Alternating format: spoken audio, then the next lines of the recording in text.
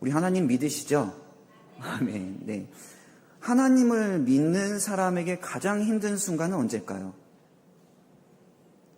물론 이 고난이 찾아올 때 있습니다. 몸이 아프거나 삶 가운데 어떤 경제적인 문제나 그런 아픔이 있을 수 있죠. 그런데 어쩌면 그런 고난 자체보다 더 힘든 순간이 있을 텐데요. 바로 하나님은 완전하시죠. 하나님은 선하시죠. 분명 그런 선하신 하나님이라고 우리가 믿고 있는데 내 눈앞의 현실을 보면 그렇지 않아 보일 때가 있다는 거예요. 하나님은 분명 나를 사랑하신다라고 말씀하셔서 그렇게 믿고 있는데 감당하기 힘든 일이 우리에게 벌어질 때이지요. 그때 우리 마음에 이런 질문이 생깁니다. 하나님이 분명 선하신데, 하나님 완전하신데 왜 이런 일이 일어나지? 어쩌면 우리 가운데에도 지금 이 질문을 함께 마음에 품고 계신 분이 있을 것입니다. 오랫동안 기도했지만 아직 답을 얻지 못한 문제가 있을 테고요. 내가 왜 이런 일을 겪어야 하는지 이해되지 않는 상황을 가지고 있는 분도 계실 겁니다. 또 하나님을 믿고 살아왔는데 여전히 해결되지 않는 문제들, 그런 게 있을 수 있습니다. 오늘 말씀을 통해서 우리의 질문을 하나님 앞에 내려놓고 하나님께서 무엇을 말씀하시는데 그 음성을 들을 수 있는 시간 되길 소원합니다. 오늘 시편 73편은 이 아삽의 시라고 하는데요. 우리 1절을 쉬운 성경으로 한번 읽어보도록 하겠습니다. 함께 읽도록 하겠습니다. 참으로 하나님은 이스라엘을 선하게 대하시며 마음이 깨끗한 자들에게는 더욱 그리 하십니다. 이 말씀을 보면 아삽은 하나님을 믿는 사람이라고 보여지죠. 네, 하나님을 믿는 사람이었습니다. 이미 하나님이 선하시다라고 1절에서 이렇게 고백하고 있으니까 말이죠. 그런데 바로 이어서 문제가 생기는데요. 2절을 한번 볼까요? 2절을 다시 한번 읽어보도록 하겠습니다. 나는 거의 넘어질 뻔하였고 나의 걸음이 미끄러질 뻔하였으니. 앞에서 하나님은 선하시다고 했어요. 그렇죠? 그런데 아삽은 그런 하나님을 믿고 있는데 이 아삽이 넘어질 뻔했고 미끄러질 뻔했다라고 말씀하고 있죠. 왜일까요? 무엇 때문이었을까요? 그는 주변을 봤습니다. 주변을. 자신은 하나님을 믿으면서 살아가는데 주변을 보니까 오히려 하나님을 인정하지 않고 믿지 않는 사람이 더 잘 되는 것처럼 보여지는 겁니다. 악인들은 고난도 없는 것처럼 보였고요. 더 건강하고요. 더 평안한 거예요. 원하는 것을 얻으려 하면 다 얻어가고 얼마나 그렇게 평하게 사는지 정말 그 모습을 우리가 어떻게 표현할 수가 없는 겁니다. 반면 이 아삽은 어땠습니까? 하나님을 믿으며 살았는데 계속 어려움을 겪고 있는 것이지요. 그래서 12절에서 아삽은 이렇게 말하고 있습니다. 볼지어다 이들은 악인들이라도 항상 평안하고 재물은 더욱 불어나도다. 말씀만 읽어도 너무 공감이 가죠. 그런데 아삽의 문제는 단순히 저 사람들이 너무 부럽구나 여기서 끝나지 않아요. 다른 사람의 형편을 바라보다가 어느 순간 그것을 기준으로 삼아서 이제 자신의 삶을, 내 삶을 해석하기 시작하는 거예요. 저 사람은 저렇게 사는데 왜 저렇게 잘 되지? 나는 하나님을 이렇게 열심히 믿는데 왜 이렇게 힘든 거야? 저 사람보다 내가 더 잘못한 것이 무엇이지? 이렇게 비교가 시작되면 하나님의 은혜보다 다른 사람의 형편이 더 크게 보이는 것이지요. 우리도 그렇지 않나요? 저 사람은 건강한데 나는 왜 이렇게 몸이 약한지 생각할 때가 있습니다. 저 사람은 경제적으로 여유가 있어 보이는데 나는 왜 늘 빠듯한지 모르겠습니다. 어떤 사람은 기도한 것이 다 응답받는 것 같은데 나는 오랫동안 그렇게 열심히 기도했는데도 아무런 변화가 없는 것처럼 느껴질 때가 있지요. 그런데 비교가 계속되면 우리에게 더 마음에 깊은 문제가 생깁니다. 저 사람이 부럽다 해서 끝나는 것이 아니라 내 삶은 왜 이런가? 라는 그 질문으로 바뀌기 시작한다는 거죠. 그런데 문제는 여기서 끝나지 않습니다. 다른 사람의 기준으로, 다른 사람을 놓고 그 기준을 삼아서 내 삶을 해석하기 시작하면 결국에 하나님까지, 하나님을 바라보는 그 시선까지 흔들리기 시작한다는 거예요. 그래서 아삽은 결국 이런 질문에까지 이르게 됩니다. 이런 상황에서 하나님을 믿고 살아가는 것이 정말 의미가 있습니까?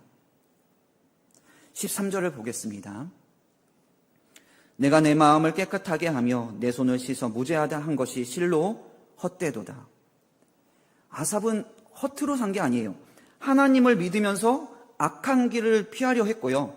하나님 앞에 정결하게 살려고 했어요. 그런데 자신의 삶에는 계속 어려움이 있고 오히려 하나님을 믿지 않는 사람은 더 평안하고 형통했다는 거예요. 그래서 아삽은 이렇게 생각한 거죠. 하나님, 저는 하나님을 믿고 살았어요. 악한 길을 가지 않으려고 했어요. 그런데 왜 제 삶은 이렇습니까? 그렇다면 제가 이렇게 살아온 것이 정말 의미가 있는 것입니까? 아삽의 고민은 단순히 악인의 형통을 부러워하는 데서 끝나지 않고 자신이 하나님을 믿고 살아온 삶 자체가 헛된 것은 아닌지 이렇게 질문하게 된 것입니다. 결국 신앙의 의미가 흔들리는 자리까지 간 것이지요. 그래서 14절에서 이렇게 말합니다. 나는 종일 재난을 당하며 아침마다 징벌을 받았도다. 하나님을 믿고 살아왔는데도 자신의 삶에는 계속 고난이 있다라고 느꼈던 거죠. 그런데 아삽은 여기서 멈추지 않아요. 왜 이런 일이 일어날까? 그 답을 찾으려고 노력합니다. 16절을 볼까요? 내가 어쩌면 이를 알까 하여 생각한즉 그것이 내게 심한 고통이 되었더니. 왜 악인이 잘 되지? 왜 그런데 의인은 그렇게 고난을 받을까? 하나님께서는 왜 이런 현실을 허락하시지? 생각하고 또 생각했습니다. 그런데 답을 찾으려고 하면 할수록 오히려 마음은 더 깊은 고통에 빠졌다는 겁니다. 아삽이 생각하는 것은 잘못된 것이 아니에요. 그런데 아삽은 자신이 보고 있는 현실만 가지고 모든 것을 이해하려 했다는 것이죠. 자신이 볼 수 있는 것은 뭡니까? 악인의 현재와 자신의 현재뿐이죠. 그러다 보니까 눈앞의 현실과 하나님의 선하심이 계속 부딪힐 수밖에 없는 거예요. 우리는 오늘은 볼 수 있지만 내일은 볼 수가 없죠. 우리는 한 부분만 볼 수 있지만 하나님께서는 모든 전체를 다 보시고 계시지요. 그래서 내가 모든 것을 이해하려고 하면 할수록 오히려 더 혼란스러워지는 것입니다. 이해하려는 것이 분명 잘못된 것은 아닙니다. 그러나 내가 모든 것을 이해하려고 할수록 오히려 더 지칠 수밖에 없다는 겁니다. 그런데 이런 갈등은 아삽에게만 있었던 것이 아닙니다. 신약의 바울도 자신이 원하는 대로 살아가지 못하는 이 자신의 모습을 바라보면서 탄식하는 모습을 보게 되는데요. 로마서 7장 15절 말씀입니다. 내가 행하는 것을 내가 알지 못하노니 곧 내가 원하는 것은 행하지 아니하고 도리어 미워하는 것을 행함이라. 그리고 결국 24절에서 이렇게 탄식하고 있습니다. 오라, 나는 공고한 사람이로다. 이 사망의 몸에서 누가 나를 건져내랴. 아삽은 자신을 둘러싼 현실 때문에 괴로웠고 바울은 자신의 안에서 일어나는 갈등 때문에 괴로웠습니다. 우리 역시 마찬가지죠. 때로는 그 밖의 현실이 이해되지 않고 때로는 내 자신조차 이해가 되지 않습니다. 아삽도 답을 찾지 못했고요. 바울도 자신의 탄식 속에서 스스로 답을 만들어낼 수 없었습니다. 그런데 아삽에게 중요한 변화가 일어나는 것을 볼 수가 있는데요. 17절입니다. 하나님의 성소에 들어갈 때에야 그들의 종말을 내가 깨달았나이다. 여러분, 아삽은 성소에 들어가서 무엇을 얻었다라고 말씀하고 있습니까? 하나님께서 모든 것을 설명해 주시고 계신가요? 야, 아사바, 네가 지금 고난을 당한 이유는 이거야. 저 악인들이 잘 되는 이유는 이것이야. 그렇게 하나님께서 아삽의 모든 질문에 답해주고 계신가요? 성경은 그렇게 말하지 않습니다. 아삽의 상황이 갑자기 달라졌다, 좋은 것으로 바뀌었다라고 말씀한 것도 없지요. 악인이 갑자기 사라졌다라고 말씀하고 있는 것도 없습니다. 결국 모든 문제가 해결되었다는 그 말씀도 없지요. 그런데 분명한 변화 하나가 있습니다. 아삽이 서 있는 자리가 달라졌다는 겁니다. 성소에 들어가기 전에는 문제를 바라보면서 하나님을 생각했습니다. 그런데 성소에 들어간 후에는 하나님을 바라보면서 이제 문제를 보게 되었다는 겁니다. 문제 중심으로 하나님을 바라보던 사람이 이제는 하나님 중심으로 문제를 바라보기 시작했다는 것이지요. 이것이 믿음의 중요한 변화입니다. 믿음은 현실을 보지 않는 것이 아닙니다. 현실만 보지 않는 겁니다. 우리는 여전히 어려움을 보죠. 여전히 해결되지 않은 문제가 있어요. 여전히 이해되지 않는 일도 있습니다. 그러나 그 현실보다 크신 하나님을 함께 바라보는 것이 바로 믿음이라는 겁니다. 그래서 성소에 들어간 아삽의 시선이 달라졌죠. 성소에 들어가기 전에는 이 시선이 어디에 있었습니까? 바로 악인에게 고정되어 있었죠. 그들의 평안과 재물의 형통을 바라보면서 자신의 삶과 비교했습니다.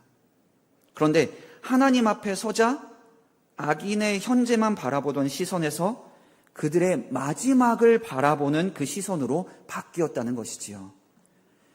그들의 종말을 내가 깨달았나이다. 아삽은 이제 알게 되었습니다. 지금 눈앞에 보이는 악인의 형통이 그들의 인생의 전부가 아니라는 사실이지요. 하나님 앞에 서자 자신이 보고 있던 현실을 하나님의 관점에서 다시 바라보게 되었다는 겁니다. 우리도 이렇게 현재만 바라보면 쉽게 흔들립니다. 지금 건강한지, 지금 형편이 좋은지, 지금 일이 잘 되고 있는지, 사람들이 나를 어떻게 바라보는지를 우리는 보통 중요하게 생각하죠. 그러나 성경은 우리에게 현재만 가지고 인생을 해석하라고 말하고 있지 않습니다. 지금 잘 된다고 그것이 반드시 복의 전부는 아니죠. 그런데 지금 힘들다고 그것이 하나님의 버림받았다라는 증거도 분명 아닙니다. 신앙은 오늘만 보는 것이 아니라 하나님 안에서 전체, 즉 우리의 마지막까지 바라보는 것입니다. 성소에 들어간다는 것은 단순히 생각만 바꾸는 것을 의미하지는 않습니다. 하나님 앞에 나아가서 하나님의 말씀과 하나님의 관점으로 내 삶과 현실을 다시 바라보는 것입니다. 하나님 없이 현실을 바라볼 때는 왜 저 사람은 잘 되고 나는 이렇게 살고 있는가라는 질문만 남죠. 그러나 하나님 앞에 서자 아삽이 깨달은 것처럼 내가 지금 보고 있는 것이 전부가 아니구나 라는 깨달음을 얻을 수 있다는 겁니다. 하나님 앞에 선다고 모든 질문에 대한 답을 얻는 것은 아닙니다. 그러나 내가 무엇을 바라보며 흔들리고 있었는지는 깨닫게 되는 것이지요. 그런데 여기서 한 걸음 더 나아갑니다. 하나님 앞에 선 아삽은 악인들의 마지막만 바라본 것이 아닌데요. 이제 악인들을 바라보던 눈을 돌려서 이제 자신의 마음을 들여다보게 됩니다. 시편 73편 21절과 22절 말씀을 읽어보도록 하겠습니다. 함께 읽도록 하겠습니다.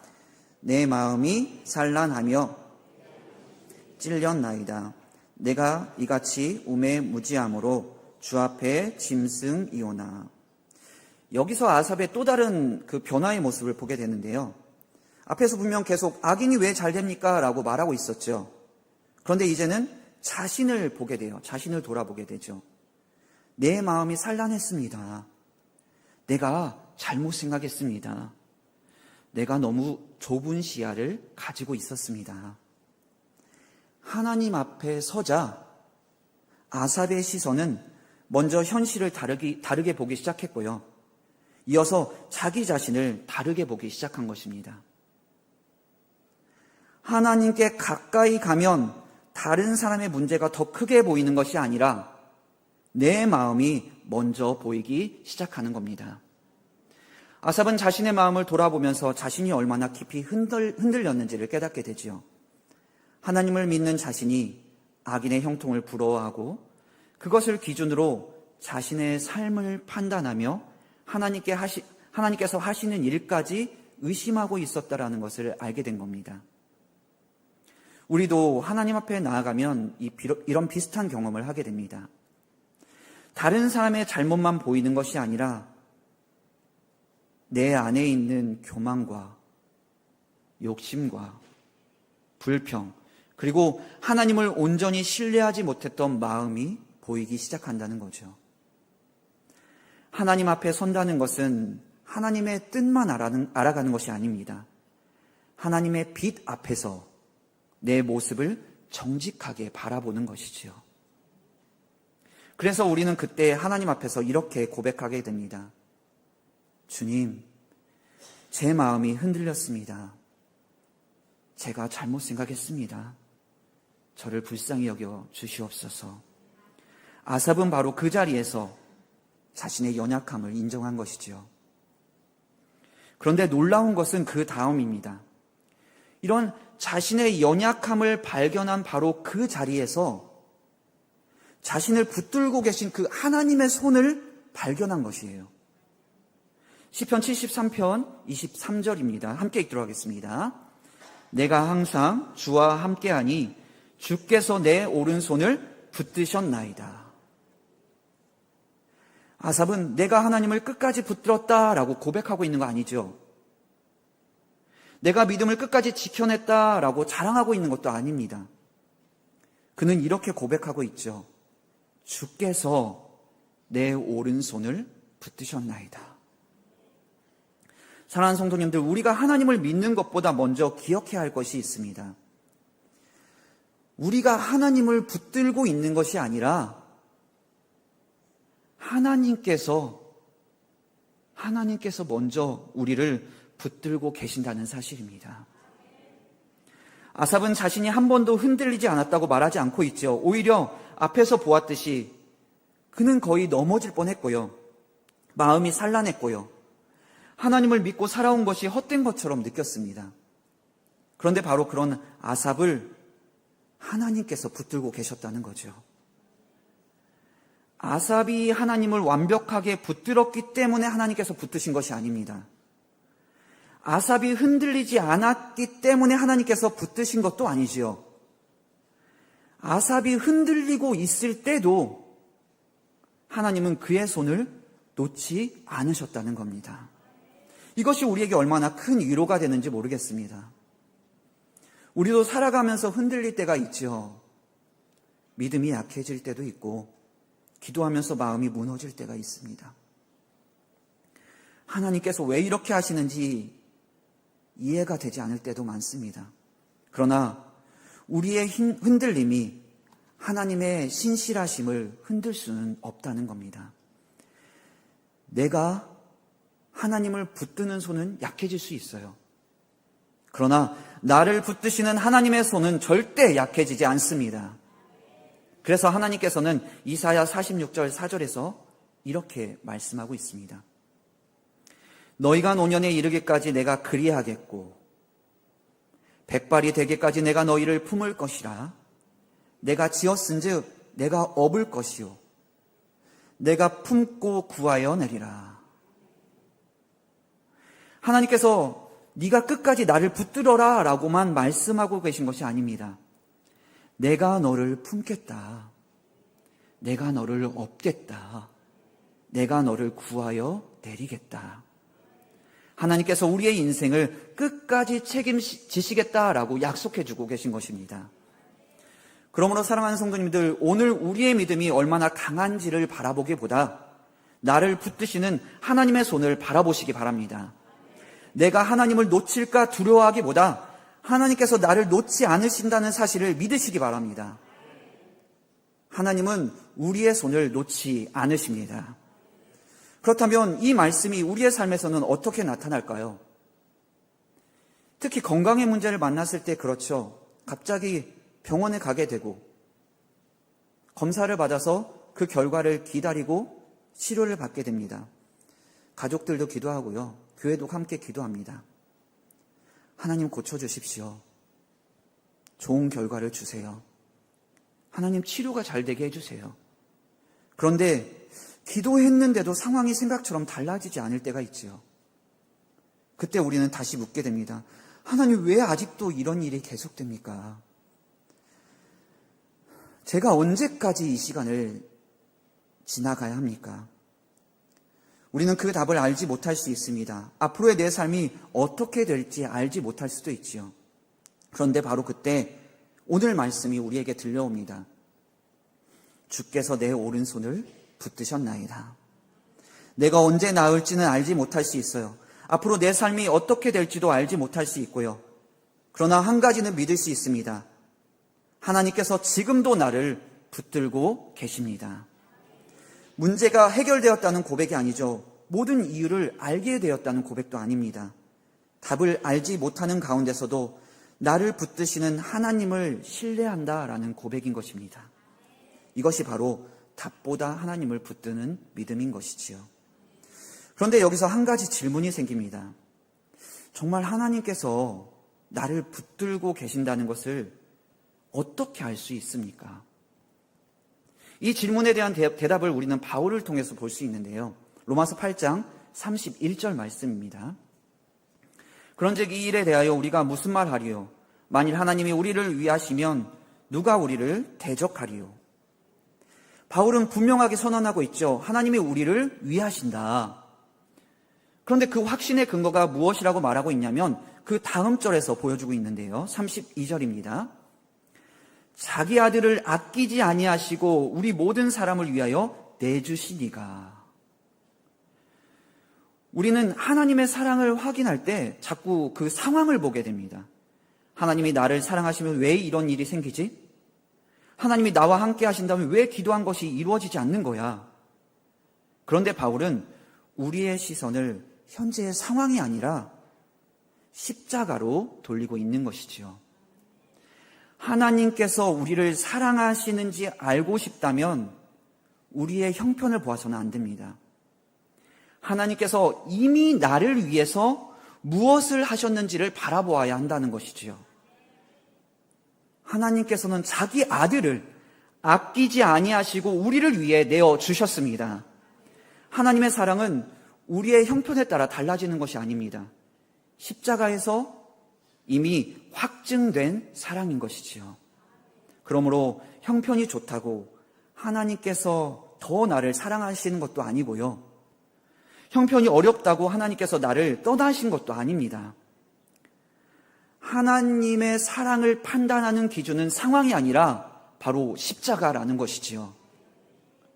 아삽은 자신의 삶을 돌아보며 고백했습니다. 주께서 내 오른손을 붙드셨나이다. 그리고 바울은 그 하나님의 붙드심을 확신할 수 있는 가장 분명한 근거를 보여주고 있지요. 자기 아들을 아끼지 아니하시고 우리 모든 사람을 위하여 내주시니가. 하나님께서 우리를 위해 자기 아들을 내어주셨다면 우리가 이해하지 못할 것이 뭐가 있습니까? 우리의 오늘의 상황에서도 하나님께서 우리를 버리셨다라고 생각할 이유가 하나도 없는 것이지요. 십자가가 하나님의 사랑에 대한 가장 분명한 증거이기 때문입니다. 그러므로 사랑하는 성도 여러분, 오늘의 형편을 보고 하나님의 사랑을 판단하지 마십시오. 십자가를 바라보십시오. 오늘 내가 무엇을 보고 있느냐보다 더 중요한 것은 하나님께서 나를 위해 무엇을 하셨냐입니다. 그리고 하나님께서는 십자가에서 이미 우리에게 가장 분명한 답을 보여주셨습니다. 나는 너를 사랑한다. 그런데 성도님들, 여기서 또 하나의 질문이 생기는데요. 알겠어요. 사랑합니다 라고 하나님께서 말씀하셨다는 걸 알겠는데요. 그런데 왜 나는 여전히 힘듭니까? 바로 이것 때문에 바울은 로마서 8장 35절에서 현실을 다시 이야기하는데요. 누가 우리를 그리스도의 사랑에서 끊으리요? 환난이나 공고나 박해나 기근이나 적신이나 위험이나 칼이랴. 바울에게 있어서 하나님의 사랑은 고난이 없다는 증거가 아닙니다. 고난 가운데서도 하나님의 사랑에서 끊어지지 않는다라는 것이 증거라는 거죠. 이것을 꼭 기억해야 합니다. 하나님께서 나를 사랑하신다는 것은 고난이 없다는 뜻이 아니라 고난 가운데서도 하나님께서 나를 절대로 놓지 않으신다라는 뜻이라는 겁니다. 병이 있다고 해서 하나님이 나를 놓으신 것이 아니죠. 기도의 응답이 늦다고 해서 하나님이 나를 떠나신 것이 아닙니다. 아삽은 이것을 자신의 삶에서 경험했죠. 주께서 내 오른손을 붙드셨나이다. 아삽은 모든 것을 이해하지 못했지만 자신을 붙드시는 하나님을 알게 되었죠. 그리고 바울은 이것을 더욱 분명하게 선포합니다. 누가 우리를 그리스도의 사랑에서 끊으리요? 이제 로마서 8장 38절과 39절을 볼게요. 내가 확신하노니 사망이나 생명이나 전사들이나 권세자들이나 현재일이나 장래일이나 능력이나 높음이나 기쁨이나 다른 어떤 피조물이라도 우리를 우리 주 그리스도 예수 안에 있는 하나님의 사랑에서 끊을 수 없으리라. 내가 알지 못하는 일이 있을지라도 하나님 손밖에 있는 것은 아무것도 없습니다. 내가 아무리 감당하기 어려운 현실도 하나님의 사랑보다 크지 않습니다. 그러므로 우리는 모든 것을 이해하지 못해도 하나님을 신뢰할 수 있는 것이지요. 아삽은 이제 자기 인생의 모든 것을 이해한 것은 아닙니다. 그러나 자신을 붙드시는 분이 누구인지 알게 되었지요. 그리고 자신을 붙드시는 하나님께서 앞으로도 자신을 인도하실 것을 믿었습니다. 이제 아삽에게 중요한 것이 바뀌었는데요. 25절입니다. 하늘에서는 주 외에 누가 내게 있으리요? 땅에서는 주밖에 내가 사모할이 없나이다. 처음에는 분명 하나님보다 하나님의 손에서 받는 것을 더 크게 봤어요. 악인의 재물을 보았죠. 악인의 평안을 보았죠. 그래서 하나님을 믿는 나의 삶과 비교했어요. 그런데 이제 다른 것을 보죠. 주 외에 누가 내게 있으리요? 즉 그의 관심이 내가 무엇을 가지고 있는가에서 하나님이 나의 가장 큰 복이라는 사실을 깨달았다는 겁니다. 이것이 정말 중요한 변화이죠. 아삽은 이제 하나님께서 내게 무엇을 주시는가 보다 하나님이 나에게 누구신가라는 것을 더 중요하게 여긴 겁니다. 그래서 26절에서 이렇게 고백합니다. 내 육체와 마음은 쇠약하나 하나님은 내 마음의 반석이시요 영원한 분깃이시라. 분깃이라는 것은 내가 마지막까지 가지고 갈 몫을 의미합니다. 재산도 사라질 수 있지요. 건강도 변할 수 있습니다. 사람도 우리 곁을 떠날 수 있습니다. 상황도 바뀔 수 있죠. 그러나 하나님은 나의 영원한 분깃이십니다. 그러니 하나님이 나의 분깃이라면 하나님께 가까이 하는 것보다 더 큰 복이 어디 있을까요? 아삽은 이제 그것을 알게 되었습니다. 그래서 마지막에 이렇게 고백합니다. 28절 상반절입니다. 하나님께 가까이함이 내게 복이라. 아삽은 분명히 알게 된 것입니다. 내가 바라봐야 할 것은 상황이 아니라 세상의 그 모든 것이 아니라 모든 것을 알고 계시고 모든 것을 이루시고 모든 것을 이끄시는 바로 하나님이시구나. 그 하나님께 가까이 함이 내게 가장 큰 복이구나. 그것을 분명히 깨달은 것입니다. 아삽은 모든 질문에 대한 답을 얻은 것은 아닙니다. 그러나 그는 하나님을 얻었습니다. 이제 말씀을 마무리하면서 우리 자신에게 한 가지 질문을 던져보았으면 좋겠습니다. 지금 내 삶에서 아직 답을 알지 못하는 것이 있을까요? 질병일 수도 있습니다. 가정의 문제일 수도 있죠. 경제적인 문제일 수 있습니다. 또한 오랫동안 기도하고 있지만 아직 응답받지 못한 기도일 수도 있지요. 그래서 우리는 그에 대한 답을 알고 싶습니다. 왜 이런 일이 일어났는지, 언제 끝날지, 하나님께서 도대체 어떻게 일하실지 우리는 너무나 알고 싶습니다. 그러나 아삽은 모든 답을 얻은 뒤에 하나님을 고백한 것이 아니었습니다.